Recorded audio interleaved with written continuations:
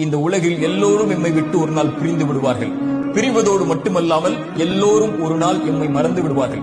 செல்வத்தை சேகரிப்பதற்காக ஓடலாம், சொத்துக்களை குவிப்பதற்காக ஓடலாம், உறவுகளுக்காக வாழலாம், நண்பர்களுக்காக வாழலாம், பிள்ளைகளுக்காக வாழலாம், அதற்காக ஒட்டுமொத்த வாழ்வையும் கழிக்கலாம்.